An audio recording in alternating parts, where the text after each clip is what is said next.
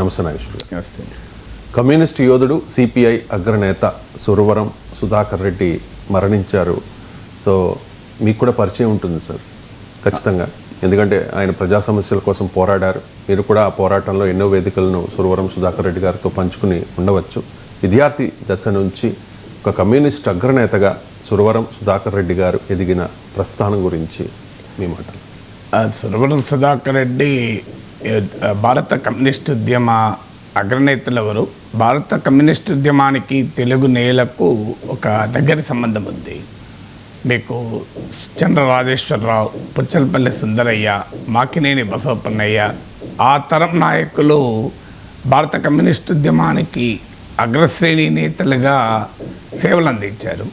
భారత పార్లమెంట్లో ప్రతిపక్ష నేతగా పుచ్చలపల్లి సుందరయ్య, ఈవెన్ స్వాతంత్రం వచ్చిన సందర్భంలో కూడా భారతదేశంలో కమ్యూనిస్టు పార్టీలు అనేక రెట్లు బలమైన శక్తిగా ఉన్న రోజులు, ఒక రకంగా కాంగ్రెస్ పార్టీకి ప్రధాన ప్రత్యర్థిగా ఉన్న రోజుల్లో కూడా భారత కమ్యూనిస్ట్ ఉద్యమానికి తెలుగువారు నాయకత్వం వహించారు. ఈవెన్ సిపిఐ సిపిఎంఏ కాదు, నక్సలైట్ ఉద్యమాల్లో కూడా కొండపల్లి సీతారామయ్య, ముప్పాల లక్ష్మణరావు అలియాస్ గణపతి, సో అలా ఆ నంబాల కేశవరావు ఇటీవల నక్సలైట్ ఉద్యమాలకు కూడా తెలుగువారు నాయకత్వం వహించారు.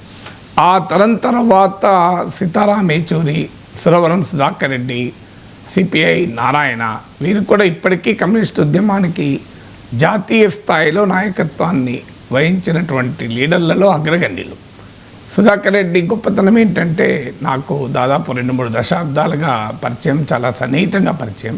నాకు ఇప్పటి గుర్తు 2007 ఎమ్మెల్సీ ఎన్నికల్లో నేను స్వతంత్ర అభ్యర్థిగా పోటీ చేయాలనుకున్నప్పుడు అన్ని పార్టీల నాయకుల్ని సంప్రదించాను. నేను ఇండిపెండెంట్ అభ్యర్థిగా పోటీ చేస్తున్నాను, మద్దతు ఇవ్వండి అని. అప్పుడు సిపిఐ రాష్ట్ర కార్యదర్శిగా సురవరం సుధాకర్ రెడ్డి చెప్పారు, మీలాంటి వారు శాసన మండలికి రావడం మాకు కావాలి, మీకు కాదు. ఎందుకంటే కష్టజీవుల ఉద్యమాలకు, పేద ప్రజల పోరాటాలకు చట్టసభలు వేదికలుగా ఉండాలి. అందువల్ల మా ప్రజా సంఘాలన్నీ మీ విజయానికి కృషి చేస్తాయని హామీ ఇచ్చారు. సో అలా అప్పటి నుంచి చాలా వేదికల్లో కలిసి మాట్లాడిన సందర్భాలు ఉన్నాయి. సుధాకర్ రెడ్డి గారి గొప్పతనం ఏంటంటే, ఆయన ఒక జాతీయ స్థాయి నాయకుడైన ఒక సాధారణ కార్యకర్తతో కూడా చాలా వినమ్రంగా ఉండగలిగేటువంటి వ్యక్తిత్వం. అందువల్ల అజాత శత్రువుగా పిలుస్తారు. బహుశా ఆయనకు రాజకీయ రంగంలో కూడా ఎవరి శత్రువులు ఉండరు. సో అంత సౌమ్యుడు. సో జీవితం అంతా కూడా తాను నమ్మిన సిద్ధాంతాలకు కట్టుబడి ఉన్న నాయకుడు. ఇప్పుడు చూస్తున్నాం మనం, ఏ క్షణంలో ఏ పార్టీలో ఉంటారో తెలియదు, ఏ సిద్ధాంతానికి కట్టుబడి ఉంటారో తెలియదు, ఎటు నుంచి ఎటు వెళ్తారో కూడా తెలియదు. అలాంటి దశలో తన జీవిత కాలమంతా 6 దశాబ్దాలకు పైగా ప్రజా జీవితంలో తాను నమ్మిన విలువలకు, ఆశయాలకు కట్టుబడి ఉండి చివరంత వరకు కూడా శ్రామిక జనం కొరకు, కష్టజీవుల కొరకు తన జీవితాన్ని అంకితం చేసినటువంటి నాయకుడు. తెలంగాణ వైతాళికుడిగా పిలువబడే సురవరం ప్రతాప్ రెడ్డికి స్వయాన సోదరుడి కుమారుడు. కానీ ఆయన తన పెదనాన్న నుంచి సాహితీ సాంస్కృతిక వారసత్వాన్ని, తండ్రి నుంచి స్వాతంత్రోద్యమ వారసత్వాన్ని కూడా సంతరించుకొని చాలా చిన్న వయసులోనే విద్యార్థి ఉద్యమాలతో మొదలుపెట్టాడు. దాదాపు 50 దేశాలు పర్యటించాడు అనుకుంటాను. అందువల్ల అంతర్జాతీయ కమ్యూనిస్టు కార్మిక ఉద్యమాలతో ఆయనకున్న సంబంధాలకు అది ప్రతీక. పార్లమెంటు సభ్యుడిగా కూడా నల్గొండలో ఫ్లోరోసిస్ సమస్య నుంచి మొదలుకొని దేశవ్యాప్తంగా ప్రజల సమస్యల్ని చట్టసభల్లో కూడా వినిపించగలిగాడు. ఒక పాత్రికేయుడిగా జీవితాన్ని ప్రారంభించి ప్రజానాయకుడిగా కూడా వెలుగొందారు. అందువల్ల ఆయన ఒక సాహితీవేత్త, సాంస్కృతిక రంగంలో విశేష సేవలు అందించిన సాహితీ సాంస్కృతిక రంగాలకు ఒక ప్రగతిశీల మార్గాన్ని చూపినటువంటి నాయకుడు. ప్రజా ఉద్యమాలలో కూడా అగ్రశ్రేణి నిలిచాడు. మన హైదరాబాద్లో జరిగిన విద్యుత్ ఉద్యమంలో కూడా ఆ పోరాటంలో అగ్రభాగాన నిలిచినటువంటి నాయకుడు. పార్లమెంటేరియన్గా కూడా విశేష సేవలు అందించారు. ఈవెన్ చట్టసభల్ని కూడా తన వర్గ ప్రజానీకం కొరకు నిలబెట్టినటువంటి నాయకుడు. పార్లమెంటు సభ్యుడిగా కూడా లేబర్ కార్మిక సంక్షేమ స్టాండింగ్ కమిటీ చైర్మన్గా కూడా వ్యవహరించారు. సిరిసిల్ల చేనేతకారుల సమస్యలపైన పార్లమెంటరీ కమిటీ సభ్యుడిగా నివేదికలు ఇచ్చారు. సో అందువల్ల తెలంగాణ గడ్డపైన పాలమూరు మట్టిబిడ్డగా తెలుగువారి గర్వించదగ్గ నాయకుడిగా వెలుగొందారు. సుధాకర్ రెడ్డి చాలా కాలంగా అనారోగ్యంతో ఉన్నారు. ఆయన కుటుంబం కూడా, ఆయన సతీమణి విజయలక్ష్మి గారు కూడా బ్యాంక్ ఉద్యోగిగానే ఉంటూ కార్మికోద్యమ నేతగా, బ్యాంకింగ్ ఉద్యమ నేతగా కూడా పనిచేశారు. ఐ థింక్ ఏఐటీయూసీ అఖిల భారత కార్యదర్శిగా కూడా ఉన్నారు. సో అందువల్ల జీవితంలో తాను మాత్రమే కాదు, తన జీవిత భాగస్వామితో పాటు, తన సహధర్మచారితో పాటు ప్రజా ఉద్యమాలకే అంకితమై ఆ వారసత్వాన్ని కొనసాగించినటువంటి నాయకులు. రాజకీయాల్లో త్యాగానికి అర్థం చెప్పిన అనేక మంది కమ్యూనిస్ట్ నేతలు చూశాం. ఆ కోవకు చెందినటువంటి అగ్రశ్రేణి నాయకుడు. ఆయన మృతి భారత కమ్యూనిస్టు పార్టీకి, ప్రజా ఉద్యమాలకు, తెలుగు సమాజానికి కూడా తీరని లోటు. ఇక పాలిటిక్స్ విషయానికి వస్తే ఇండియా కూటమి ఉపరాష్ట్రపతి అభ్యర్థి సుదర్శన్ రెడ్డి మీద కేంద్ర హోంమంత్రి అమిత్ షా తీవ్రమైన ఆరోపణలు చేశారు సార్. అందుకే సల్వా జుడుంను సుదర్శన్ రెడ్డి నిషేధిస్తూ తీర్పునిచ్చారు. ఆ తీర్పు రాకపోతే 5 ఏళ్ల కిందే నక్సలిజం అంతమయ్యేది. వామపక్షాల ఒత్తిడితోనే ఆయనను కాంగ్రెస్ ఉపరాష్ట్రపతి అభ్యర్థిగా నిలబెట్టింది అనే ఆరోపణలు చేశారు సార్. ఒకవైపు ఏమో ఓడిపోయే అభ్యర్థి అంటూ బీజేపీ నాయకులు చెప్తూ ఉన్నారు. ఖచ్చితంగా సిపి రాధాకృష్ణన్ గెలుపు లాంఛనమే అని కూడా చెప్తూ ఉన్నారు. ఎందుకు ఇటువంటి ఆరోపణలు చేస్తూ ఉన్నారు సార్? ఈ ఆరోపణలో వాస్తవం ఎంత? జస్టిస్ సుదర్శన్ రెడ్డి ఏమన్నారు, నా ప్రచారము విల్ నథింగ్ బి పర్సనల్. నేను వ్యక్తిగతంగా నా క్యాంపెయిన్ నడపను. సిపి రాధాకృష్ణన్ అంటే కూడా నాకు గౌరవము. నేను నా ప్రచారాన్ని కేవలము ఇష్యూస్ ఆధారంగా మాత్రమే, రాజ్యాంగ అంశాల ఆధారంగానే నా క్యాంపెయిన్ ఉంటుంది అని అన్నారు. ఇప్పటి వరకు వ్యక్తిగతంగా బీజేపీ అభ్యర్థిపై కానీ, బీజేపీ నేతలపై కానీ జస్టిస్ సుదర్శన్ రెడ్డి ఒక్క మాట అనలే. ఇప్పుడు ఆయన సంస్కారం చూడండి, దేశ హోంమంత్రి ప్రదర్శిస్తున్న సరళి చూడండి. సో వ్యక్తిగతంగా జస్టిస్ సుదర్శన్ రెడ్డిని టార్గెట్ చేస్తూ మాట్లాడుతున్నారు. సో గెలవటానికే పోటీ చేస్తారంటే భారతదేశంలో భారతీయ జనతా పార్టీ చాలా సీట్లలో పోటీ చేస్తుంది. అంతటా గెలుస్తుందా? ఎందుకు పోటీ చేస్తుంది? మరి గెలిచే సీట్లనే పోటీ చేస్తారా? ఎన్నిక అనేది ప్రజాస్వామ్యంలో పోటీ అనేది ఒక ప్రజాస్వామిక సాంప్రదాయం కదా. జస్టిస్ సుదర్శన్ రెడ్డిని వ్యక్తిగతంగా టార్గెట్ ఎందుకు చేస్తున్నారు? సుదర్శన్ రెడ్డి ఏమో నేను వ్యక్తిగతంగా క్యాంపెయిన్ నడపను అని చెప్పి చాలా హుందాగా, సంస్కారవంతంగా, మీరు ఇప్పటి వరకు ఏదైనా అభ్యంతరకరమైన ఒక్క మాట జస్టిస్ సుదర్శన్ రెడ్డి మాట విన్నారా? సో ఆయన ప్రచార సరళికి, అమిత్ షా నాయకత్వంలో బీజేపీ ప్రచార సరళికి ఎంత తేడా ఉంది? నిజమే, బీజేపీ గెలుస్తుంది, అనుమానమే లేదు. బీజేపీ అభ్యర్థి గెలుస్తాడు. మరి గెలిచే సమయంలోనైనా హుందాగా క్యాంపెయిన్ నడపచ్చు కదా. మీరు ఎలాగో గెలుస్తారు కదా. గెలిచే సమయంలో కూడా మీరు ప్రచారాన్ని హుందాగా జరపలేకపోతున్నారంటే ఎక్కడో ఒక చోట ఫ్రస్ట్రేషన్ కనబడుతోంది కదా. ఎందుకంటే జస్టిస్ సుదర్శన్ రెడ్డి ఎంపికతో ఒక ఐడియాలజికల్ అప్పర్ హ్యాండ్ ఇండియా కూటమి తీసుకుంది. ఒక ఎథికల్ మారల్ హై గ్రౌండ్ తీసుకుంది ఇండియా కూటమి. పొలిటికల్గా డెఫినెట్గా ఎన్డీఏ అభ్యర్థి గెలుస్తాడు. పార్లమెంట్లో ఎవరికి మెజార్టీ ఉంటే వాళ్ళు గెలుస్తారు, అభ్యంతరం ఏముంది దాంట్లో. కానీ ఎక్కడ ఈ ఫ్రస్ట్రేషన్ ఎందుకు వస్తుంది? నిజంగానే జస్టిస్ సుదర్శన్ రెడ్డి పోటీ ఏ రకమైన ప్రభావాన్ని రిజల్ట్ పైన, అవుట్కమ్ పైన చూపినప్పుడు you can simply ignore the election కదా. సో అమిత్ షా రియాక్ట్ కావాల్సిన అవసరమే లేదు కదా. అందులో వ్యక్తిగతంగా రియాక్ట్ కావడం, జస్టిస్ సుదర్శన్ రెడ్డి ఇచ్చిన తీర్పులను ప్రశ్నించవచ్చు, నీకు అభ్యంతరం లేదు. తీర్పులను ప్రశ్నించే హక్కు ఏ పౌరునికైనా ఉంటుంది. ఎస్, 2011లో ఆయన సుప్రీంకోర్టు ధర్మాసన సభ్యుడిగా సాల్వాజడం నిషేధిస్తూ ఇచ్చిన తీర్పు పైన అభ్యంతరం ఉంటే అమిత్ షా అభ్యంతరం చెప్పచ్చు, అభ్యంతరం దానికేం లేదు. కానీ ఆ తీర్పు ఇచ్చిన జడ్జికు మోటివ్స్ అంటగడుతున్నాడు. ఇది clear case of contempt of court. Court ధిక్కరణ నేరం ఇది. అంటే ఒక జడ్జి నక్సలైట్ సానుభూతి పరుడును ఆరోపిస్తూ అందుకొరకే ఆయన తీర్పు చెప్పాడు అని అంటారు.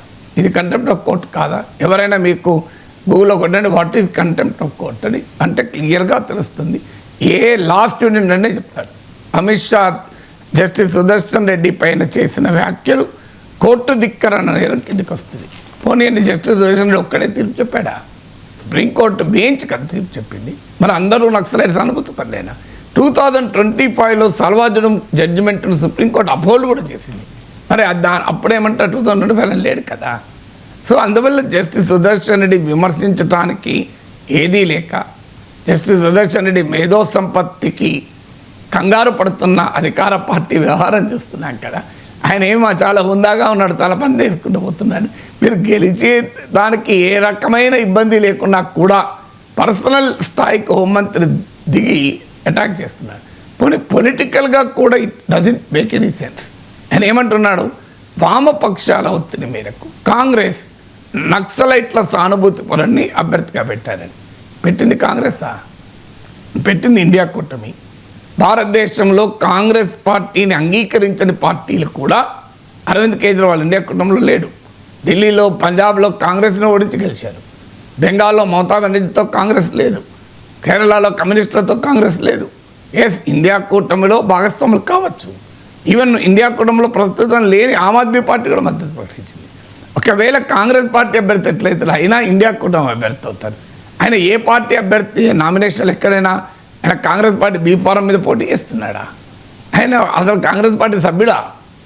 అందువల్ల అది ఫ్యాక్చువల్లీ ఇన్కరెక్ట్. తర్వాత పొలిటికల్లీ డజంట్ మేక్ సెన్స్. ఇవాళ కమ్యూనిస్టుల బలం ఎంత ఉంది? కాంగ్రెస్ పార్టీని మొత్తం భారతదేశంలో ఉన్న రాజకీయ ప్రతిపక్ష పార్టీలన్నింటినీ ఇన్ఫ్లుయెన్స్ చేసి తాము సజెస్ట్ చేసిన అభ్యర్థిని క్యాండిడేట్గా పెట్టించగలిగే సత్తా కానీ శక్తి కానీ కమ్యూనిస్టులకు ఉందా?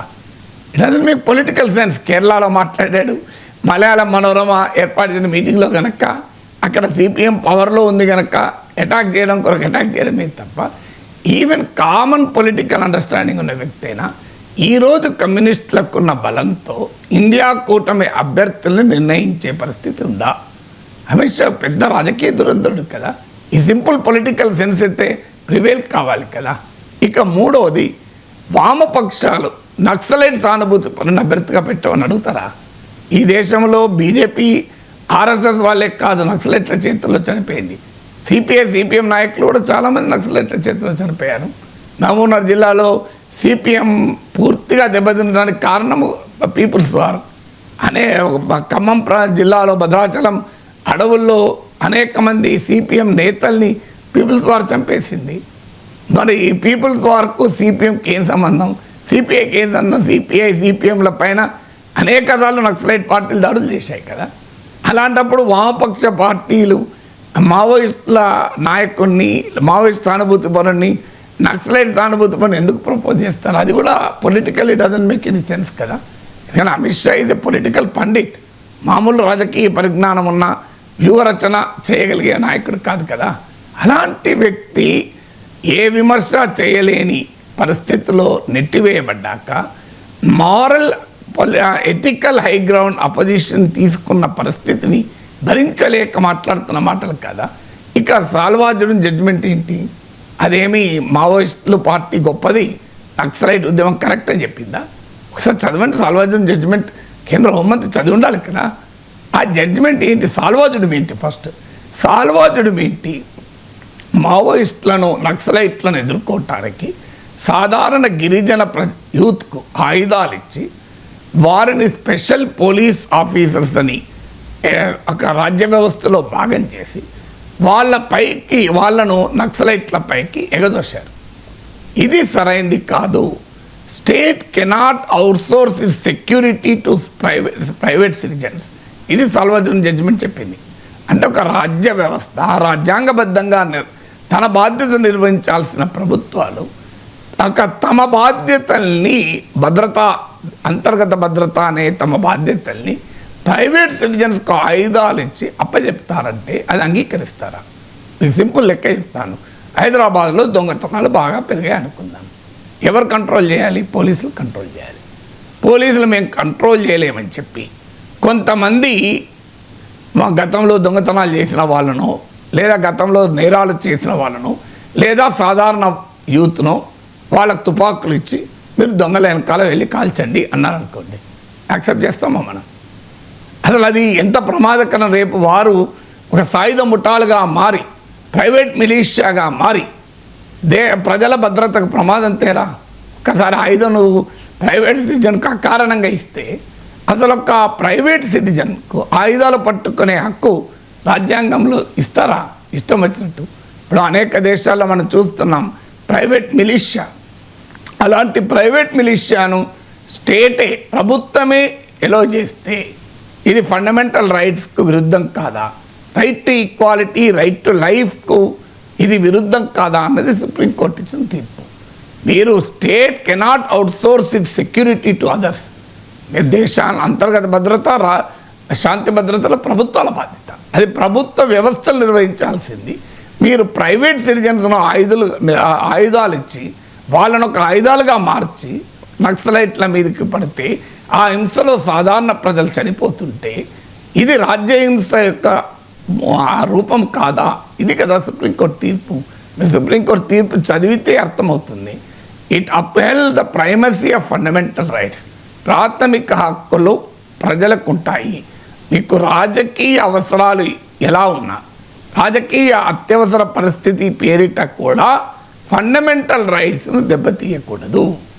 ఇది ప్రైవేట్ సిటిజన్స్ను మీరు ఆయుధాలు ఇచ్చి హింసకు ప్రేరేపించకూడదు. ఇది సరైనది కాదు. రాజ్యాంగ పరిధిలో మాత్రమే రాజ్య వ్యవస్థలు పనిచేయాలి. ఇది 2011లో I think Nandini Sundar versus state of Chhattisgarh judgement, ఇలా సాల్వాజురం జడ్జిమెంట్లో చెప్పినటువంటి మాటలు ఇవి. సో ఆ జడ్జిమెంట్ చదివితే ఎక్కడైనా నక్సలైట్ పార్టీ కరెక్టు, నక్సలైట్ ఉద్యమం కరెక్టు, నక్సలైజం ద్వారానే సమాజం మారుతుంది అని జడ్జిమెంట్ ఇచ్చారు సుప్రీంకోర్టు. దేశ అత్యున్నత న్యాయస్థానాన్ని మీరు అగౌరవపరుస్తున్నారు. తన నక్సలైట్లను సమర్థించడానికి సుప్రీంకోర్టును జస్టిస్ సుదర్శన్ రెడ్డి వాడుకున్నాడు అన్నది ఆరోపణ. ఇంత పెద్ద ఆరోపణ మీరు ఒకసారి ఆలోచించండి. 2022లో ఆయన రిటైర్ అయ్యాక కూడా సుప్రీంకోర్టు ఆయనను ఎన్విరాన్మెంటల్ ఓవర్సెట్ అథారిటీగా ఆయన సేవలు తీసుకుంది. మరి 2022 రిటైర్ అయిన తర్వాత, రిటైర్ అయిన 11 ఏళ్లకు రిటైర్ అయిన తర్వాత గోవా ప్రభుత్వాన్ని లోకాయుక్తగా నియమించింది. అందువల్ల జీవితకాలం అంతా రాజ్యాంగ విలువలకు కట్టుబడిన, రాజ్యాంగ లక్ష్యాలకు కట్టుబడిన నాయకుడు. అందువల్ల ఆయనను ఇప్పుడు వ్యతిరేకించడానికి పడుతున్న పాటలలో ఇదొకటి. ఎందుకంటే ఆయన ఏమని అంటారు, ఆయన ఏమీ పార్టీ కార్యకర్త కాదు, రాజకీయాలు చేసి పైకి రాలేదు, ఒక లీగల్ లూమినరీగా దేశంలో పేరుగాంచాడు. ఇది రాజ్యాంగ పదవికి జరుగుతున్న ఎన్నిక. తమ పార్టీ కార్యకర్తను పొలిటికల్గా రీహాబిలిటేట్ చేయడానికి బీజేపీ అభ్యర్థిగా పెట్టింది. ఇండియా కూటమేమో కాన్స్టిట్యూషనల్ వాల్యూస్ ప్రొటెక్టర్గా పెట్టింది. ఈ పోటీలో ఉన్న తేడా ప్రజలకు కూడా అర్థమవుతుంది కనుక ఆ ఆందోళన నుంచి వస్తున్నటువంటి మాటలు. మీరు కావాలంటే ఇండియా కూటమి అటాక్ చేయండి, కాంగ్రెస్ అటాక్ చేయండి, కానీ జస్టిస్ సుదర్శన్ రెడ్డి మీ పైన ఒక్క మాట వ్యక్తిగతంగా అన్నప్పుడు ఆయనను వ్యక్తిగతంగా టార్గెట్ చేయడమే కాదు, ఆయన సుప్రీంకోర్టు జడ్జిగా ఇచ్చిన తీర్పు వెనకాల మోటివ్స్ అట్రిబ్యూట్ చేస్తున్నారంటే ఇది clear case of contempt of court. ఆయన ఒక్కడిచ్చిన తీర్పు కూడా కాదు, సుప్రీంకోర్టు ధర్మాసనం ఇచ్చిన తీర్పు. మీరు సుప్రీంకోర్టు ధర్మాసనం మొత్తాన్ని నక్సలైట్ సానుభూతి పనులు అంటున్నారు. మరి 2025లో సుప్రీంకోర్టు మళ్ళీ అపోజ్ చేసిన సాల్వాజురం జడ్జిమెంట్. కానీ తర్వాత ఎప్పుడైనా సాల్వాజురం జడ్జిమెంట్ తప్పని సుప్రీంకోర్టు రివ్యూ చేసిందా? ప్రభుత్వం అడిగిందా? పోనీ ఈ జడ్జిమెంట్ రివ్యూ చేయమని అప్పీల్కి వెళ్ళిందా మోడీ ప్రభుత్వం? మరి అలాంటప్పుడు మీరు సుప్రీంకోర్టు పైనే అభాండాలు మోపి కోర్టు ధిక్కరణకు పాల్పడుతుంటే కేంద్ర హోంమంత్రి ఏమనాలి? మనం ఎటుపోతుంది ప్రజాస్వామ్యం? సరిగ్గా ప్రతిపక్షాలపై ప్రధాని మోదీ తీవ్ర ఆరోపణలు చేశారు సార్. విపక్ష నేతల్లో అత్యధికులు అవినీతి పరులే, అందుకే వాళ్ళు 130వ రాజ్యాంగ సవరణను వ్యతిరేకిస్తూ ఉన్నారు, జైలు లేదా బెయిల్పై ఉన్నవారే విపక్ష నేతల్లో ఎక్కువ మంది ఉన్నారు అంటూ మోదీ కమెంట్ చేశారు సార్. ఏంటి సార్? మోడీ చెప్పింది కరెక్టే కదా. ఎందుకంటే ఆయన ప్రభుత్వం వచ్చిన తర్వాత సిబిఐ ఈడీ కేసులు పెట్టిన వాళ్ళు 90% ప్రతిపక్ష నాయకులే కదా. అదే చెప్తున్నాడు. Is telling the numerical fact కదా. సో తమ ప్రభుత్వం వచ్చినాక ప్రతిపక్ష నాయకులు మేము లోపలేస్తున్నాం, ఇది కదా చెప్తున్నది. లోపల వేసడం మొత్తం మాకు సంతృప్తి చెందడం లేదు, వాళ్ళని పదవులు కూడా తొలగించాలి, ఇది ఓపెన్గా మోడీ చెప్తున్నాడు. సో నిజమే 90% మోడీ ప్రభుత్వంలో సిబిఐ ఈడీ అరెస్ట్ చేసిన నాయకులు, కేసులు పెట్టిన నాయకులంతా ప్రతిపక్ష నాయకులే. కానీ ప్రతిపక్ష నేతలంతా అవినీతి పరులే అంటున్న నరేంద్ర మోడీకి సూటి ప్రశ్న ఏంటంటే, 2014లో జగన్మోహన్ రెడ్డిని అవినీతి పరుడుగా మీరు స్కామ్ ఆంధ్రప్రదేశ్ కావాలా, స్కీమ్ ఆంధ్రప్రదేశ్ కావాలా అన్నారు. స్కీమ్ ఆంధ్రప్రదేశ్కు చంద్రబాబు నాయుడు ప్రతీక అయితే స్కామ్ ఆంధ్రప్రదేశ్కు జగన్మోహన్ రెడ్డి ప్రతీక అని 2014లో అన్నారు. 2019 ఎన్నికల్లో మీరేమన్నారు? పోలవరంకో ఏటీఎంగా మార్చిన అవినీతి పరుడు చంద్రబాబు నాయుడు అన్నారు. అంటే 2014లో చంద్రబాబు నాయుడు నిజాయితీ పరుడు, 2019లో అవినీతి పరుడు, 2024లో మళ్ళీ నిజాయితీ పరుడు. జగన్మోహన్ రెడ్డి 2014లో అవినీతి పరుడు, తర్వాత కాదా? సో మీరు ఎందుకు ఆన్సర్ చెప్పండి దీనికి? అజిత్ సింగ్ ఎన్సీపీ నాయకుడిగా శరద్ పవార్ క్యాంప్లో ఉన్నప్పుడు 70,000 కోట్ల ఇరిగేషన్ స్కామ్ చేశాడు అని అజిత్ పవార్ పైన మోడీయే స్వయాన ఆరోపణ చేశాడు. ఇప్పుడు ఆయన అజిత్ పవార్ ఎవరు? బీజేపీ ప్రభుత్వంలో ఆర్థిక మంత్రి. అంటే మరి 70,000 కోట్ల అవినీతి చేశాడని మీరే ఆరోపించారే, మరి ఇప్పుడు అతను మీరు ఆర్థిక మంత్రి ఎందుకు పెట్టుకున్నారు? అవినీతి లెక్కలు బాగేస్తాడనా? ఆదర్శ్ సొసైటీ కుంభకోణంలో మొదటి నిందితుడు అశోక్ చౌహాన్. ఆయన పేరు పెట్టి ఆదర్శ్ సొసైటీ కుంభకోణం నుంచి నిర్మలా సీతారామన్ పార్లమెంటుకు సమర్పించిన యూపీఏ 10 ఏళ్ల ప్రభుత్వంలో అవినీతి అనే నివేదికలో ఆయన పేరు పెట్టి సబ్హెడింగ్ రాశారు. 1 వీక్లో ఆయన బీజేపీలో చేర్చుకొని పార్లమెంటు సభ్యుడు చేసి పార్టీకి చీఫ్ క్యాంపెయినర్లలో ఒకరిగా, ప్రధాన ప్రచారకులుగా మీరు ఎన్నికల కమిషన్కి ఆయన పేరు పంపించారు. ఇప్పుడు ఏం చెప్పమంటారు? అంటే కాంగ్రెస్లో ఉంటే ఆయన అవినీతి పరుడు, బీజేపీలో ఉంటే నీతివంతుడు.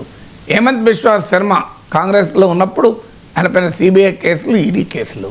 ఆయన బీజేపీలో చేరాడు, ఆయన పైన ఏ కేసులు లేవు. ఇట్లా ఒక్కరి పేరు చెప్పమంటారా? 100 మంది పేర్లు చెప్పచ్చు దేశమంతటా. మరి ఇక ప్రతిపక్ష నేతలందరూ అవినీతి పరులు అంటే దాని ద్వారా చెప్పాలి, బీజేపీలో చేరండి మీరు నీతివంతులు అయిపోతారని చెప్పాలి. సో మీకు సీఎం రమేష్ పైన, సుజనా చౌదరి పైన జీవీఎల్ నరసింహారావే ఆరోపణలు చేస్తూ లేఖలు రాశారు. ఇప్పుడు జీవీఎల్ నరసింహారావు బీజేపీలో ఉన్నాడు, సీఎం రమేష్, సుజనా చౌదరి కూడా బీజేపీలో ఉన్నారు. అంటే ఏమైంది మరి ఇప్పుడు? సో మీకు కేసీఆర్ అవినీతి పరుడు, ఆయన కొరకు జైల్లో రూమ్ రెడీ ఉంది అని అన్నారు. కేంద్ర ప్రభుత్వం ఇప్పటి వరకు కేసీఆర్ పైన ఈ కేసులు పెట్టి నాకు చెప్పవనండి. జగన్మోహన్ రెడ్డి 11 ఏళ్ళుగా బెయిల్ మీద ఉన్నాడు సిబిఐ, ఈడీ కేసుల్లో. ఏ కేసు ఒక్క అడుగైనా ముందుకెళ్ళిందో చెప్పమనండి. ఎందుకు వెళ్ళడం లేదు? దాని రీజనింగ్ ఉండాలి కదా, అందరికి అర్థమవుతుంది కదా. సో మీరు యూపీఏ ప్రభుత్వంలో అనేక అవినీతి ఆరోపణలు చేశారు. 2G ఎక్స్పెక్ట్ కేసు దేశమంతా తిరిగి 2G కుంభకోణాన్ని రాజకీయంగా వాడుకొని ప్రధానమంత్రి అయ్యారు. 2G కుంభకోణంలో ఎవరికి శిక్ష పడింది చెప్పండి? ఆఖరికి జడ్జి ఏమన్నాడు? నేను ఉదయం 10 నుంచి 5 వరకు ఏళ్ళ తరబడి ఎదురు చూశాను, ప్రాసిక్యూషన్ వారు ఏదైనా మెటీరియల్ తెచ్చి ప్రూవ్ చేస్తారేమోనని. కానీ ఏది ప్రూవ్ చేయలేకపోవడం వల్ల ఎవరూ దోషులు కారని తీర్పు చెప్పాల్సి వస్తుందని ఆవేదన వ్యక్తం చేశాడు. మరి ఎందుకు ప్రాసిక్యూషన్ వదిలేసింది 2G కేసు? కాంగ్రెస్ పార్టీ నాయకులే కదా దాని మీద ఆరోపణలు ఉన్నాయి, ఎందుకు వదిలేశారు? అందరూ తెలుసు కదా, దాంట్లో డిఎంకే వాళ్ళు కూడా ఉన్నారు. డిఎంకే వాళ్ళని లోపలే తెలుసుకోలేదు, ఎందుకంటే వాళ్ళు రేపు ఎప్పుడన్నా ఉపయోగపడతారేమో కాదా ఇది? సో ఇంత బహిరంగంగా జరుగుతుంటే మీకు ఉద్ధవ్ ఠాక్రే వెనకాలన్నప్పుడు శివసేన ఎమ్మెల్యేల పైన సిబిఐ కేసులు, ఈడీ కేసులు. వాళ్ళు ఏక్నాథ్ షిండే నాయకత్వంలో తిరుగుబాటు చేశారు, కేసులు ఏమి కదలికలేదు, మెదలికలేదు. సో దీస్ ఆర్ ఆల్ ఒక్కటి కాదు కదా ఎగ్జాంపుల్స్. మధ్యప్రదేశ్లో వ్యాపం కుంభకోణం, దాన్ని ఇంతవరకు ఏమైనా ఇన్వెస్టిగేట్ చేశారా? మొత్తం దానికి పెట్టారు కదా. ఇప్పుడు యూపీఏలో అనేక కుంభకోణాల పేర్లు చెప్తారు. ఇందులో ఎవరికి ఎక్కడ శిక్ష పడిందో చెప్పండి. మీరు 2G కుంభకోణం ఎవరికి శిక్ష పడలే, స్పెక్ట్రమ్ కుంభకోణం, కామన్వెల్త్ క్రీడల కుంభకోణం, మీకు ఆదర్శ్ సొసైటీ కుంభకోణం, అలాగే మీకు హవాలా కుంభకోణం, కేతన్ పరేఖ్, హర్షద్ మెహతా కుంభకోణాలు, చరిత్రలో టెలికాం కుంభకోణాలు, ఎన్ని కుంభకోణాలు ఎవరిని మీరు లోపలేశారు? ఏ కాంగ్రెస్ నాయకుడిని జైల్లో పెట్టారు చెప్పండి? అంటే ఇది క్విట్ ప్రో కోనా? మీరు అధికారం ఉంటే వాళ్ళు మిమ్మల్ని ఏమన్నారు, వాళ్ళ అధికారం ఉంటే మిమ్మల్ని అన్నారు, మీరు అధికారం ఉంటే వాళ్ళని అన్నారు. ఇది కలము జరుగుతున్న వ్యవహారమే కదా. ఏ కుంభకోణంలో ఏ కాంగ్రెస్ నాయకుని మీరు లోపలేశారు చూడండి. అమిత్ షాను చిదంబరం హోంమంత్రిగా జైలుకు పంపాడు కనుక అమిత్ షా కూడా చిదంబరం ఒకరోజు జైలుకు పంపి సంతృప్తి చెందాడు తప్ప మీరు ఎవరికి శిక్ష పడ్డా నాకు చెప్పండి ఇందులో. సో మరి ఇక్కడ కళ్ళ ముందు కనబడుతున్నాయి కదా మీరు అవినీతి పార్టీలుగా ఆరోపించిన వాళ్ళు. కర్ణాటక అసెంబ్లీ ఎన్నికల్లో, కర్ణాటకలో ఎన్నికల్లో ఒకసారి చూడండి మీరు, దేవగౌడ కుటుంబాన్ని మోడీ అవినీతి కుటుంబంగా ఎంత అభివర్ణించారో చూడండి. మళ్ళీ అలా జేడీఎస్ ఎవరితో ఉంది? ఎన్డీఏలో లేదా? అంటే మీరే అవినీతి పనులను ఆరోపిస్తారు, మళ్ళీ మీరే ఎన్డీఏలో చేర్చుకుంటారు. సో ఇంత బహిరంగంగా జరుగుతున్న వ్యవహారం కదా ఇదంతా. సో అందువల్ల ప్రతిపక్షాల్లో ఉన్నవారంతా అవినీతి పనులు కనుక వ్యతిరేకిస్తున్నారు అంటే అవినీతి పనులందరూ బీజేపీలో చేరి పునీతం అయిపోతున్నారు కదా, పవిత్రం అవుతున్నారు కదా. దానికి ఇంకా 130 రాజ్యాంగ సవరణ ఎందుకు బీజేపీలో చేర్చుకుంటే అయిపోతుంది. ఇప్పుడు మీ ముఖ్యమంత్రి పదవి కూడా పోతుంది, మీ మంత్రి పదవి పోతుంది అన్నప్పుడు వాళ్ళు బీజేపీలో చేరాలి. అందుకొరకు అది చట్టం తెస్తున్నాను అనుమానం రాదా? నిజంగానే మీరు ఆ రాజకీయ అవినీతినే పారద్రోలంటే మీరు రాజకీయంగా ఒక ఆదర్శాన్ని ఉండాలి కదా. భారతదేశంలో వందలాది మంది అవినీతి పనులు రాజకీయ నాయకులు పార్టీలో చేర్చుకుంటున్నారు కూడా కదా ఇప్పటికీ. Right sir. ఇక భారత్లో అక్రమంగా నివసిస్తున్న బంగ్లాదేశీయులను కేంద్ర ప్రభుత్వం ఆ దేశానికి పంపాలి అనుకుంటే ముందుగా షేక్ హసీనాను బంగ్లాదేశ్కి అప్పచెప్పాలి అనేది ఎంఐఎం అధినేత Hyderabad MP Owaisi demand sir. Sir, Owaisi శరణార్థిగా వచ్చారు ఇక్కడ భారత్లో, క్షమించాలి, హసీనా శరణార్థిగా వచ్చారు, భారత్లో ఆశ్రయం పొందుతూ ఉన్నారు. అక్రమ వలసదారులతో శరణార్థిని కంపేర్ చేయొచ్చా సార్? ఈ ఓవైసీ లేవనెత్తున్న వాదన అది చాలా చిన్న విషయం, టెక్నికల్ అంశము. ఫండమెంటల్ క్వశ్చన్ ఏంటంటే ఆయన బంగ్లాదేశ్లో ఉన్న ఒక మతఛాందసవాద ప్రభుత్వానికి సమర్థన ఎలా ఎందుకు ఇస్తున్నాడు అనేది క్వశ్చన్. ఇప్పుడు షేక్ హసీనా మీరు అన్నట్లు ఆమె శరణార్థిగా కూడా రాలేదు. ఎవరు చెప్పారు శరణార్థిగా వచ్చింది? ఆమె ఏమన్నా రెఫ్యూజీగా అప్లికేషన్ పెట్టుకున్నదా?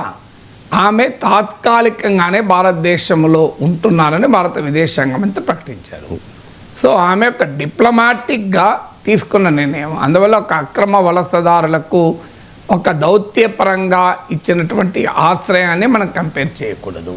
ఇవాళ కొత్తగా షేక్ హసీనా భారతదేశంలో ఉండడం కాదు, ఇందిరాగాంధీ ప్రధానమంత్రిగా ఉన్నప్పుడు కూడా ఆమె కుటుంబం మొత్తాన్ని, షేక్ ముజిబుర్ రెహమాన్ తండ్రితో సహా ఒక సిస్టర్ మినహా కుటుంబం మొత్తాన్ని హత్య చేసినప్పుడు కూడా 3 ఏళ్ల పాటు తన కూతురు షేక్ రహానాతో పాటు ఆమె ఢిల్లీలోనే ఉన్నారు.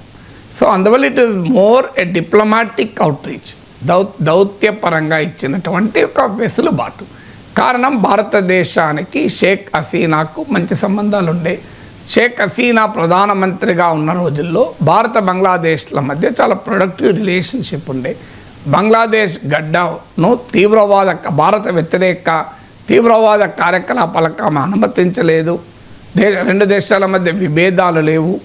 ఆమె పాకిస్తాన్కు వ్యతిరేకంగా భారతదేశానికి అనుకూలంగా ఉన్న నాయకురాలు. అందువల్ల అది part of diplomatic outreach India ఆ ఫెసిలిటీ ఇచ్చింది. మధ్యలో ఓవైసీకి ఏం బాధ నాకు అర్థం కాదు. ఓవైసీ ఏం కోరుకుంటున్నాడు? ఆమెను తీసుకెళ్ళి జమాతీ ఇస్లామీ లాంటి, బంగ్లాదేశ్ జమాతీ ఇస్లామీ లాంటి ఉన్మాద సంస్థలు వెనకాల ఉన్న మహమ్మద్ యూనస్ ప్రభుత్వానికి అప్పచెప్పమని అడుగుతాడు ఓవైసీ. ఓవైసీ ఎటువైపు ఉన్నాడు? సెక్యులర్ హసీనా వైపు ఉంటాడా, ఫండమెంటలిస్ట్ యూనస్ వైపు, ఫండమెంటలిస్ట్ జమాతీ ఇస్లాం వైపు ఉంటాడో తేల్చుకోండి. భారత ప్రయోజనాలకు నిలబడ్డ షేక్ హసీనానోమో అప్పచెప్పాలంటున్నాడు. అంటే ఇప్పుడున్న ప్రభుత్వం పాకిస్తాన్ అనుకూలం, ఓవైసీ భారత్ అనుకూల షేక్ హసీనాను పాకిస్తాన్ అనుకూల మహమ్మద్ యూనస్ ప్రభుత్వానికి అప్పచెప్పాలని కోరడం అసలు వాట్ ఈజ్ ఇస్ పాలిటిక్స్? నాకు అర్థం కాని అంశం. ఒక సీనియర్ పార్లమెంటేరియన్గా, ఒక విద్యావంతునిగా ఇటీవల కాలంలో ఆ పహల్గామ్ దాడులు ఆపరేషన్ సింధూర్ సందర్భంగా పాకిస్తాన్కు వ్యతిరేకంగా భారత పొజిషన్ను సమర్థిస్తూ మాట్లాడి గౌరవాన్ని పొందిన నాయకుడు. ఈవెన్ మోడీ ప్రభుత్వం కూడా మల్టీ పార్టీ డెలిగేషన్లో ఓవైసీని పంపించింది. అంటే పాకిస్తాన్ పైన మీరు చేస్తున్న వ్యాఖ్యలన్నీ కేవలం మనస్సుతో చేస్తున్నవి కావు, వ్యూహాత్మకంగా మీరు నటిస్తున్నారా అనే ప్రశ్న ఉత్పన్నమవుతుంది కదా. షేక్ హసీనాను పంపించడానికి, అక్రమ బంగ్లాదేశ్ వలసదారులను పంపించడానికి సంబంధం ఏంటి? అసలు షేక్ హసీనా ఏమైనా భారతదేశంలో ఓటర్గా మారిపోయారా? మన దగ్గర ఏమైనా ఆధార్ కార్డు తీసుకొని, రేషన్ కార్డు తీసుకొని మారిపోయారా? ఒక డిప్లొమాటిక్ అవుట్రీచ్ను ఒక ఇల్లీగల్ ఇమ్మిగ్రెంట్లతో పోల్చడం అనేది, ఆమె ఏం అక్రమంగా వలస వచ్చారా? భారత ప్రభుత్వం ఆమెను అంగీకరిస్తే కదా వచ్చింది. ఆమె భారతదేశంలో నేషనల్ సెక్యూరిటీ అడ్వైజర్ కదా, వీళ్ళంతా వెళ్ళి కలిశారు కదా. It was a diplomatic facility. So అందువల్ల ఈ అల్టిమేట్గా ఏం చేయదలుచుకున్నారు? ఇప్పుడు షేక్ హసీనాకు ఎందుకు ఇచ్చారు? కారణం ఏంటి? దానికి కారణం ఏంటంటే ఆ అవామీ లీగ్ను బంగ్లాదేశ్లో నిషేధించారు. ఇప్పుడు ఆమె బంగ్లాదేశ్కి వెళ్ళినా ఆమెకు ఫెయిర్ ట్రయల్ జరగదు. ఆమెను అంతం చేస్తారు తప్ప అనేక మంది అవామీ లీగ్ వాళ్ళని అంతం చేశారు. మొదలు ఓవైసీ మాట్లాడాల్సింది బంగ్లాదేశ్లో మైనారిటీలైన హిందువులపైన, క్రైస్తవులపైన ఊచకోత, ముఖ్యంగా హిందువులపైన ఊచకోతకు వస్తున్నారు. షేక్ హసీనా ఉన్న సమయంలో ఇలాంటి మైనారిటీలపైన అత్యాచారాలు జరిగాయా? ఇవాళ అవామీ లీగ్ పైన ఒక ఆరోపణ కూడా ఏంటంటే మైనారిటీలకు అనుకూలంగా ఉన్నారని. So what is the history of Bangladesh? ఆ హిస్టరీలో షేక్ హసీనా నిజమే పాపులర్ మూమెంట్ వచ్చింది, ప్రజలు ఆమెను పంపించారు. ఆమెను మనము ఆశ్రయం ఇవ్వడం ద్వారా కొత్తగా ఏర్పడిన బంగ్లాదేశ్ ప్రభుత్వంతో మనకు డిప్లొమాటిక్ ఇష్యూస్ వస్తున్నాయి, కాదని అనను. ఆ కాంటెక్స్ట్లో షేక్ హసీనాను మనం ఆశ్రయం ఇవ్వడం ద్వారా భారత ప్రయోజనాలు దెబ్బతింటున్నాయి. కొత్తగా బంగ్లాదేశ్లో ఎవరు అధికారంలో ఉండాలని మనం నిర్ణయించలేము. బంగ్లాదేశ్లో ప్రజల వ్యతిరేకత పొందిన నాయకురాలికి మనం ఆశ్రయం ఇచ్చి బంగ్లాదేశ్ ప్రజల్లో భారత్ వ్యతిరేకంగా మారుతోందనే ఆర్గ్యుమెంట్ పెట్టినా అర్థం చేసుకోవచ్చు. That is the reasonable argument. అది ఫారిన్ పాలసీకి సంబంధించిన ప్రశ్నలు లేవనెత్తడం. కానీ ఇది ఫారిన్ పాలసీకి సంబంధించిన ప్రశ్న కాదు. ఒక వాదన ఉంది, బంగ్లాదేశ్లో పరిణామాలను మనం నిర్దేశించలేం. షేక్ హసీనా ఒక నిరంకుశ ప్రభుత్వాన్ని నడిపింది, రాజకీయ ప్రత్యర్థుల్ని హింసించింది. అందుకే ఆమెకు వ్యతిరేకంగా ప్రజలు పెద్ద ఎత్తున తిరగబడ్డారు. అది నిజం. తిరగబడ్డ వాళ్ళందరూ ఇస్లామిక్ మతోన్మాదులు కాదు. కానీ అన్ఫార్చునేట్లీ షేక్ హసీనా నిరంకుశ ప్రభుత్వానికి వ్యతిరేకంగా వచ్చిన ప్రజా వెల్లువను ఇస్లామిక్ మతోన్మాదులు, పాకిస్తాన్ అనుకూల జమాతీ ఇస్లామీ లాంటి శక్తులు ఉపయోగించుకుని వారు మొహమ్మద్ యూనస్ను ముందు పెట్టి రాజకీయం చేస్తున్నారు. భారత్తో సంబంధాలు దెబ్బతింటున్నాయి, పాకిస్తాన్తో కలిసిపోతున్నారు. అసలు బంగ్లాదేశ్ స్వాతంత్ర చరిత్రనే లేకుండా చేద్దామని ప్రయత్నం చేస్తున్నారు. అసలు బంగ్లాదేశ్ ఏర్పాటునే వ్యతిరేకించే శక్తులు ఇవాళ బంగ్లాదేశ్ నడిపిస్తున్నాయి. అలాంటి పరిస్థితుల్లో షేక్ హసీనాను బంగ్లాదేశ్ పంపించండి, ఆమెను పాపులర్ మూమెంట్ దెబ్బతీసింది అనే argument it absolutely lakhs understanding of India's foreign policy. భారత విదేశాంగ విధానం అర్థం కాదు, ఓవైసీకి అర్థం కాకపోవడమే కాదు, కేవలం ఓవైసీ క్రెడెన్షియల్స్ ఇటు పాక్ అనుకూల బంగ్లాదేశ్ రాజకీయ శక్తుల వైపు ఉంటాడా, భారత్ అనుకూల రాజకీయ శక్తుల వైపు ఉంటాడా తెలుసుకోవాలి కదా. ఇండియాలో ఒక బీజేపీయే కాదు, మిగతా అన్ని పార్టీలు కూడా షేక్ హసీనాకు ఆశ్రయం ఇవ్వడాన్ని ఎవరు వ్యతిరేకించలేదు. ఇది ఓన్లీ పొలిటీషియన్ ఇప్పుడు వ్యతిరేకించడు, అసదుద్దీన్ ఓవైసీ వ్యతిరేకిస్తున్నాడు. భారతదేశంలో ఒక్క ప్రతిపక్ష రాజకీయ నాయకుడు కూడా మోడీ ప్రభుత్వం షేక్ హసీనాకు ఆశ్రయం ఇవ్వడం తప్పనల్లే. ఇందిరాగాంధీ నాయకత్వంలో కాంగ్రెస్ ప్రభుత్వంకు ఆశ్రయం ఇచ్చినప్పుడు భారతీయ జనసంఘ్ నాయకులకు కూడా అభ్యంతరం చెప్పలేదు. అందువల్ల ఇదే రాజకీయ కన్సెన్సస్ ఉన్న అంశం. షేక్ హసీనా పట్ల, భారత వైఖరి పట్ల రాజకీయ ఏకాభిప్రాయం ఉంది. ఒక ఓవైసీ మాత్రమే బంగ్లాదేశ్లో ఉన్న పాకిస్తాన్ అనుకూల రాజకీయ శక్తుల వైపుగా మాట్లాడుతున్నాడు కదా.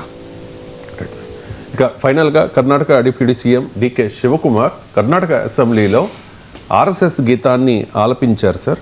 దీంతో శివకుమార్ రాజకీయ ప్రయాణం ఎటు అనే చర్చ పెద్ద ఎత్తున జరుగుతోంది. ఒకసారి కర్ణాటక అసెంబ్లీలో డికే శివకుమార్. ಪರಮೇಶ್ವರ್ ಗರಡಿಲಾರು ಬೆಳೆದಿದ್ದೀನಿ ನಾನು ಸ್ವಲ್ಪ ಇಲ್ಲ RSS ಚಡ್ಡಿ ಹಾಕಿದ್ದೀನಿ ಅಂದ್ರಲ್ಲ ಒಂದ್ಸರಿ. ನಮಸ್ತೆ ಸದಾ ವತ್ಸಲೆ ಮಾತೃಭೂಮಿ ಅಧ್ಯಕ್ಷ ಹಿಂದೂ ಭೂಮಿ ಸುಗಂ ವರ್ಧಿತೋಹಂ ಮಹಾಮಂಗಲೆ ನಾವೆಲ್ಲ ಆಮೇಲೆ ಮತ್ತೆ ಕಡಪಿಂದ ತೆಗೆದಾಕಿಸ್ಬೇಡ್ರಿ, ಚರ್ಚೆ ಬೇಡ ಅದನ್ನ.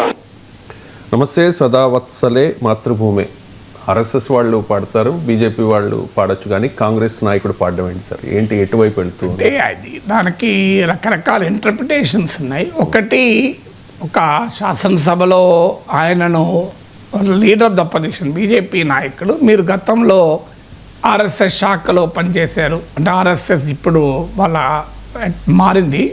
ఒకప్పుడు నిక్కర్ మీద ఆర్ఎస్ఎస్ శాఖకు వెళ్ళేవారు, ఉదయాన్నే నిక్కర్ మీద వెళ్ళేవారు.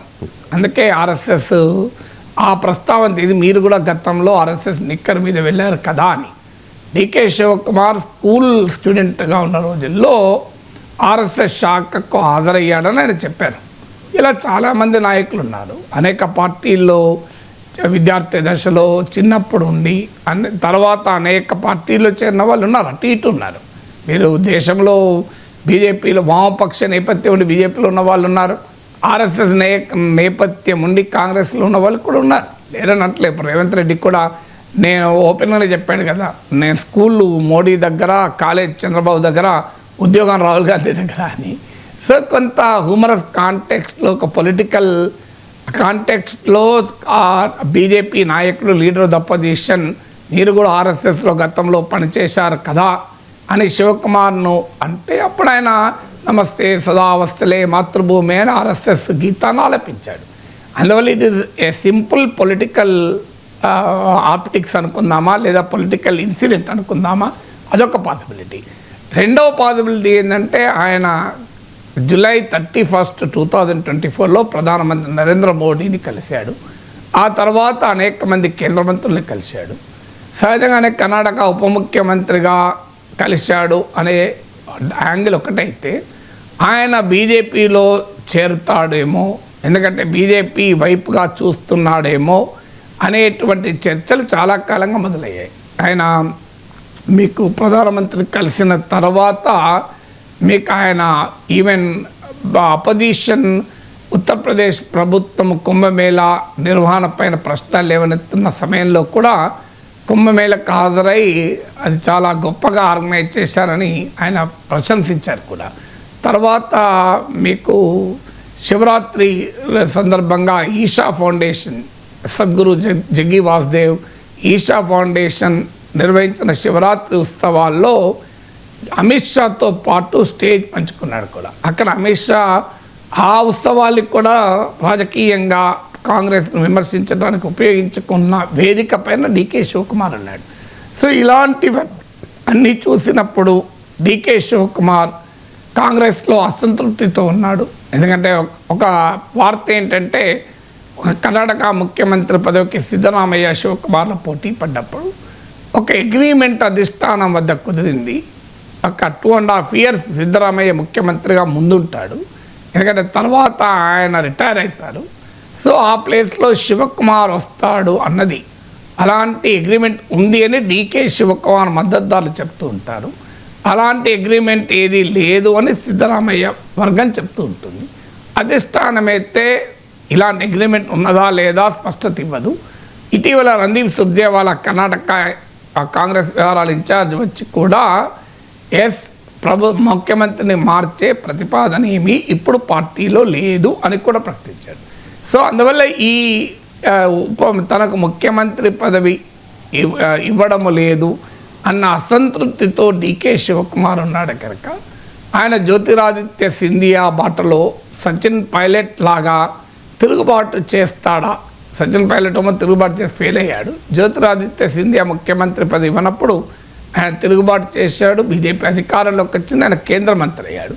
సో డీకే శివకుమార్ కూడా ఆ రకమైన పాత్ర పోషిస్తాడా అనే అనుమానాలు వస్తున్న నేపథ్యంలో నమస్తే సదావస్థలే మాతృభూమి అని ఆలపించడం ఒక వివాదమైంది. అయితే చాలా స్పష్టంగా అనేకసార్లు శివకుమార్ చెప్తూనే ఉన్నాడు, I'm a born Congress man, I will die Congress man, నరనరాల కాంగ్రెస్ పాదాన్ని నింపుకున్న వ్యక్తి నేను అని. అయితే ఆర్ఎస్ఎస్ స్టైల్ ఆఫ్ ఫంక్షనింగ్ గురించి చాలా గొప్పగా శివకుమార్ మాట్లాడిన సందర్భాలు ఉన్నాయి. అయినందుకు చాలా ఈవెన్ రాహుల్ గాంధీ కూడా కాంగ్రెస్ శ్రేణులకు ఆర్ఎస్ఎస్ నుంచి కార్యకర్తలను ఎలా నిర్మించుకోవాలి, సంస్థను ఎలా చేపట్టాలనే దాంట్లో నేర్చుకోండి అని రాహుల్ గాంధీ చెప్పినట్టు కూడా వార్తలు వచ్చాయి. కాంగ్రెస్ పార్టీకి కూడా ఆర్ఎస్ఎస్ తరహా నేపథ్యం ఉండాలి అని. అందువల్ల ఆర్ఎస్ఎస్ ఆర్గనైజేషనల్ స్టైల్ చాలామంది అప్రిషియేట్ చేస్తారు, అందులో తప్పేమీ లేదు, ఆశ్చర్యం ఏమీ కూడా లేదు. ఎందుకంటే 100 ఏళ్ళ ఆర్ఎస్ఎస్ చరిత్ర చూస్తే ఎక్కడ మొదలైంది, ఇవాళ ఎక్కడున్నది? ఇవాళ దేశ రాజకీయాలను శాసించే స్థాయికి, దేశ ప్రధానమంత్రిని అందించే స్థాయికి ఆర్ఎస్ఎస్ ఎదిగింది కదా. సో అందువల్ల ఆర్ఎస్ఎస్ శాఖల నిర్వహణ, బీజేపీ పన్నా ప్రముఖని బూత్ స్థాయి నుంచి పార్టీని నిర్మించడం అనేది ఇతర రాజకీయ పార్టీలు కూడా నేర్చుకుంటున్నాయి. ఇప్పుడు చాలా పార్టీలు కూడా బూత్ స్థాయి కార్యకర్తల్ని, బూత్ కమిటీని ఏర్పాటు చేసుకుంటుంది. ఎందుకంటే ఎన్నికల్లాగానే ఫైట్ చేయాలి. అందుకే మీకు ఆర్ఎస్ఎస్ లాగా మనం కూడా క్యాడర్ బేస్ కావాలని డీకే శివకుమార్ గతంలో కాంగ్రెస్ శ్రేణులకు ఒక కార్యక్రమం కూడా ఇచ్చాడు. కాంగ్రెస్ కుటుంబము అని ప్రతి బూత్లో కాంగ్రెస్ కుటుంబాలు అనే 50 కుటుంబాలు తయారు చేయాలి అని కూడా పిలిపించాడు. అందువల్ల ఆర్ఎస్ఎస్ స్టైల్ ఆఫ్ ఆర్గనైజేషన్ను ఎమ్యులేట్ చేయడం నేరమేం కాదు కదా. ఇక్కడ మంచి ఉంటే దాన్ని అక్కడ తీసుకోవాలి. ఈవెన్ ఆర్ఎస్ఎస్లో కూడా మంచి ఉంటే కాంగ్రెస్ వాళ్ళు కాదు ఎవరైనా తీసుకోవచ్చు, తప్పేముంది. సో అందువల్ల డికే శివకుమార్ ఆ దృష్టితోనే అన్నాడు అనేది ఆయన మద్దతుదారుల వాదన. ఆయన అదే సమయంలో ఆర్ఎస్ఎస్ తీవ్రంగా కూడా విమర్శించారు. కాంగ్రెస్ పార్టీ స్వాతంత్రోద్యమానికి నాయకత్వం వహిస్తే ఆర్ఎస్ఎస్కు స్వాతంత్రోద్యమంలో స్థానమే లేదు అని కూడా విమర్శించాడు. సో అందువల్ల ఆ డికే శివకుమార్ కాంగ్రెస్లో అసంతృప్తిగా ఉండడం, బీజేపీ ఆహ్వానించేటువంటి కొన్ని చర్యలు శివకుమార్ చేయడం వివాదాస్పదం అవుతుంది. మూడవ ఆర్గ్యుమెంట్ ఏంటంటే కావాలనే డికే శివకుమార్ బీజేపీ హిందుత్వ పాలిటిక్స్ ఒక సాఫ్ట్ హిందుత్వంతో ఎదుర్కోవాలని చూస్తున్నారు అని. ఇది చాలా ప్రతిపక్ష పార్టీలు చేస్తున్నాయి. హిందుత్వాన్ని ఎలా ఎదుర్కోవాలి అన్నప్పుడు ప్రతిపక్ష పార్టీలు ఈ కన్ఫ్యూజన్ గందరగోళం చాలా ఎక్కువగా ఉంది. ఎందుకంటే హిందూయిజం వేరు అని ప్రచారాన్ని చేసి బీజేపీ హిందుత్వ పాలిటిక్స్ని ఎదుర్కోవాలనేది ఒక థీరీ. రాహుల్ గాంధీ లాంటి వాళ్ళు చెప్తుంటారు, కానీ దాన్ని ఎఫెక్టివ్గా జనంలోకి what is Hinduism, what is Hindutva అనే జనంలోకి తీసుకెళ్లడంలో ప్రతిపక్షాలు ఫెయిల్ అవుతున్నాయి. లేదా అసలు హిందుత్వ పాలిటిక్స్ను మతవాదాన్ని సైద్ధాంతికంగా వ్యతిరేకించే లెఫ్ట్ ఆలోచనలు ఒకవైపు, అది సెక్యులర్ పార్టీస్గా చెప్పబడి ఈ పార్టీలకు మింగుడు పడవు. అందువల్ల చాలా సందర్భాల్లో వీళ్ళు సాఫ్ట్ హిందుత్వ లైన్. ఇప్పుడు అరవింద్ కేజ్రీవాల్ జై శ్రీరామ్కు పోటీగా జై హనుమాన్ పట్టుకొచ్చాడు, హనుమాన్ చాలీసా చదివాడు. అఖిలేష్ యాదవ్ విష్ణుమూర్తికి అతి గొప్ప ఆలయాన్ని నిర్మిస్తానన్నాడు. పరశురామ జయంతిని మేము సెలవుగా ప్రకటిస్తామంటూ పరశురామ జయంతిని యోగి ఆదిత్యనాథ్ ప్రభుత్వం సెలవు తీసేసింది అని అలా విష్ణుమూర్తి పరశురాముల్ని బీజేపీ రామునికి వ్యతిరేకంగా అఖిలేష్ యాదవ్ లాంటి వాళ్ళు దించారు. సో ఇలా డికే శివకుమార్ కూడా ఆయన చాలాసార్లు చెప్పాడు, I'm a born Hindu, I will die as an Hindu అని. సో ఆయనకు రిలీజియస్ రిచువల్స్ ఇంట్లో రోజు హోమం చేస్తానని చాలాసార్లు చెప్పాడు. సో మీకు లింగాభిషేకాలకు హాజరయ్యాడు కపిలేశ్వర్ టెంపుల్లో. ఇలా తమిళనాడులో కూడా అనేక రకాల మతపరమైన కార్యక్రమాలకు హాజరవుతుంటాడు. ఇప్పుడు మతం నమ్మడం వేరు, మత ఉన్మాదాన్ని వ్యతిరేకించారు. కేసీఆర్ చండీ యాగాలు ఎన్ని యాగాలు చేశారు. అందువల్ల సో ఇది సాఫ్ట్ హిందుత్వ పాలిటిక్స్లో భాగము. శివకుమార్ అనేక బీజేపీ అపోజ్ చేసే సెక్యులర్ పార్టీస్ అనుసరించే వైఖరిలో భాగమని కూడా ఒక వాదన. ఎందుకంటే సిద్ధరామయ్య తన అహిందా కోయలిషన్ అని, అంటే అల్పసంఖ్యాక వెనుకబడిన వర్గాల దళిత బహుజనులతో కూడిన ఒక సోషల్ కోalition తనకు అనుకూలంగా నిర్మించుకోగలిగాడు. బీజేపీ యడియూరప్పనేమో లింగాయత్ కాస్ట్ ఆధారంగా, దేవగౌడలోమో ఒక్కలిగా కాస్ట్ ఆధారంగా తమ పొలిటికల్ సోషల్ బేస్ నిర్మించుకుంటే, వీటికి కౌంటర్గా సిద్ధరామయ్య గతంలో ముఖ్యమంత్రిగా ఉన్న సమయంలోనే ఈ అహిందా బేస్ నిర్మించుకున్నాడు. అది కన్నడ యాక్ట్లోని కన్నడ అబ్రివేషన్ అహిందా అని. డికే శివకుమార్ తనకంటూ ఒక బేస్, కాంగ్రెస్ శ్రేణులు కాంగ్రెస్ నిర్మాణం తప్ప తనకంటూ ఒక సోషల్ పొలిటికల్ బేస్ నిర్మించుకునే క్రమంలో సాఫ్ట్ హిందుత్వ లైన్ ఫాలో అవుతున్నాడు అనేది ఒక వాదన. But nobody knows what will happen. So రాజకీయాల్లో ఎప్పుడేం జరుగుతుందో ఎవరూ చెప్పలేం కదా. Thank you so much sir.